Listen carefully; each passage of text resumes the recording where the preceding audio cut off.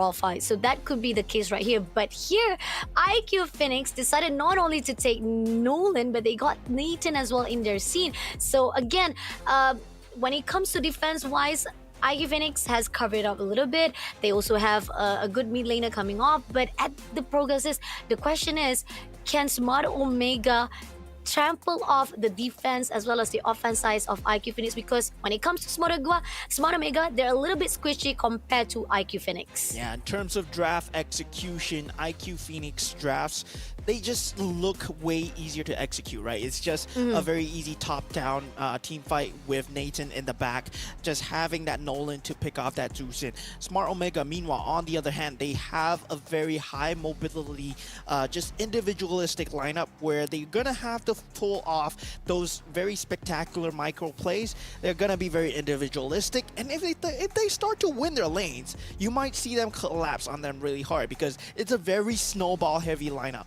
But Omega, of course, if they face a little bit of adversity, IQ Phoenix are gonna have a great time.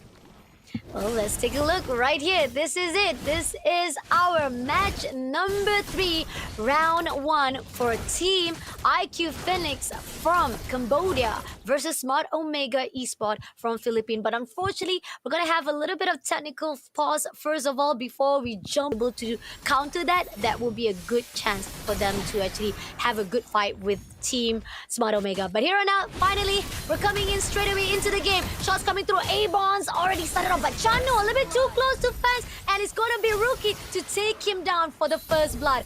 Team Smart Omega losing that chance when they were the one who initiated. In the end, they lose the fight. Yeah, I love the fact that IQ Phoenix took that fight head on, but look at this. Simple is in a lot of trouble. He does have to use the flicker to get away, but will he be safe though? Yes, he does. He does, but there was a really good pick coming in from Riku previously. He could have actually be able to actually finish the job and take down, at least trade off IQ Phoenix for the hands of Team Smart Omega, but it's okay. IQ Phoenix was just in it better, and we got Andre who takes down Simple. And now moving along, we do see that Nasix trying to go in for the pull to overextension comes in, but no, Andre takes him down with the overextension, and now punishing another more. Andre was taken out for the face, but Odyssey left all alone. Now Ryota trying to finish the job with the help of Riku, picking him up, having a lot of damage, but at the end here, we do see Riku falling through, takes down immediately Audacity. Even with the help of Simple, there was nothing can be done. The plane mechanics coming through from Omega Esports, right? Knowing their power timing is very important. IQ Phoenix, they did not have that RWM on Audacity.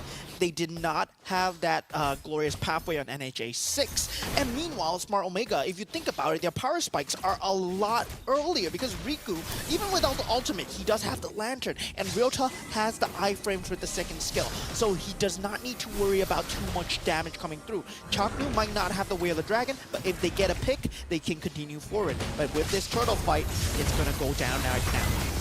Both already been stolen by the side of Andrew. Now they're pushing a Ryota takes down Rookie. Simple trying to actually pushing him, but he's actually had to pull away. Now Six also tried to overextend, but Riku picks him up, giving up to Chanu, and Andrew takes down Nasik immediately, and now giving another more. But Audacity holding on to dear life as Chanu already spotted out 3v1 situation right here. Audacity had to pull away from the fight, and here on out, they will be able to actually get all of the goals they needed here from the mid lane turret. Very clean coming in from Omega, right? Just forcing him to use that flicker. That's their MO for the rest of the game. Just keep your battle utility, keep your spells on cooldown. Smart Omega, they will have to force these fights again and again, and they will gladly use your cooldowns to trade just to get that map advantage. Right now, they are already at a 3k gold advantage, 3 minutes in, and it's just gonna be looking better and better for them. Jam, though, he's in a lot of trouble, does manage to get out there. But here, Chanu comes in for the start. Nase had to pull away. Ryota trying to find a way a back line. Spotted out, but they ended up decided to just reset themselves instead, and they didn't want to actually go in for the overextension. Great discipline coming in from the side of Team Smart Omega. Yeah, Smart Omega, I mean, now they will be trying to invade enemy jungle. Raging Sandstorm already being used. Glorious Pathway is up and available, but do they disengage?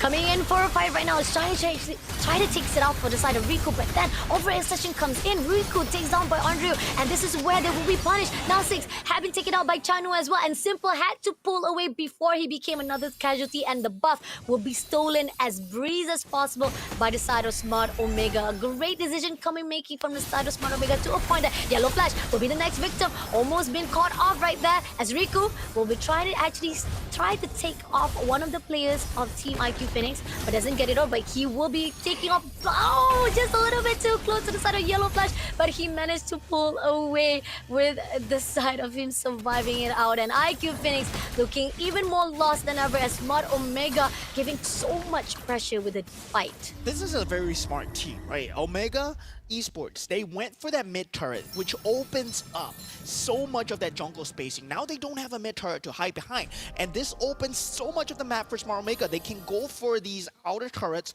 without worrying about the resolve coming in from that mid lane, where the reinforcements will not be able to come through. And IQ Phoenix, they will have to play on the other side of the map, where it's so telegraphed to them, but they have the Harif who can just hit down these towers. And now Rookie, he's not able to find these fights at all. But look at this, Ryota thought a little bit too ambitious, trying to survive it all on his own, but here Andrew as well, as Riku comes in, takes down Yellow Flash, and now leaving off Airborne to the side of Simple. Simple will be the next victim for the double kill, and now Nasi and Audacity, even though they try to caught team of Smart Omega off guard, but the team managed to come in just nick of time to actually have a good backup to Ryota. And Ryota is pulling off the Diablo special that I will call from NIP Flash. If you look at his battle spell, it's the revitalization spell. I mean, all he needs to do is not die, right? Generally, the Benedetta, you expect the damage to come through, but no, that's not what Ryota is going for. He's going for these macro plays, trying to force out these team fights as much as possible. In the same way, playing like a Phobius, playing like a Khalid. And this is something that NIP Flash brought out, and now Smart Omega, they've learned the strategies, man. And I'm very excited to see other teams using these strategies, especially in SPS. Oh, this is amazing coming in from Smart Omega.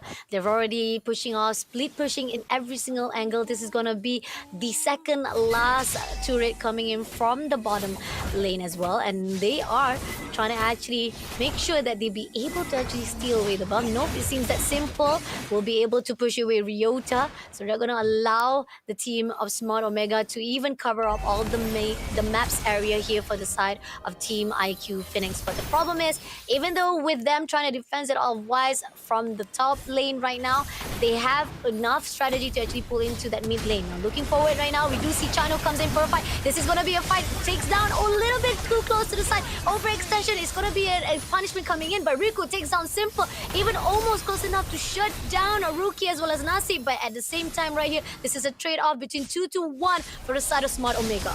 Oh my god, Omega Esports, they are running away with the advantage right now. They managed to pull NHA 6 back, and then they get the double kill onto Riku as well. They're just rolling with the advantage. I mean, Omega Esports, right?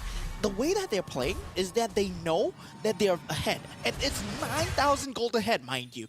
9,000 gold ahead. That's more than 1,000 gold a minute ahead at 8 minutes in. The Lord has not even spawned yet. They are not taking this turtle because they're going to let the Lord spawn. They're going to let it change to the Lord and end the game as fast as possible. They know that they're on the clock. Yellow Flash is on Nathan, and they want to end things early. This is a very scary team to deal with.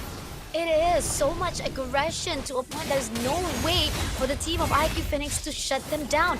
Ryota trying to mess things up, try to actually make sure all the team of IQ Phoenix is a little bit heavier on the side of the top lane. But this is where the fine line comes in, where the team of Smart Omega already got the Lord, and they just waiting out for that Lord to march in and come through to fight it off. Like Chano trying to actually break off, go for the air bonds right now, and as they pull away, unfortunately, teams IQ Phoenix will not allow that situation to come through.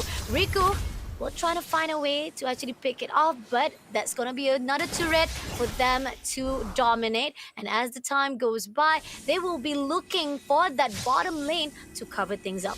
Yeah, it's gonna be very hard, right? Ryuda is providing so much vision right now, and he's not gonna be able to die. If you take a look at his build, right? Concussive Blast into Revitalization, and yeah, the itemization, I believe he only went for one of the what's that called? The offensive item, the Hunter Strike, and possibly something else as well. I'm not too sure whether he went for the Blade of Heptases, but with the Holy Crystal already up on Zhao, this is their power spike. With the Lord already marching on the bottom lane and the lanes being synchronized and pushed in, they're definitely gonna get an inhibitor turret, if not more.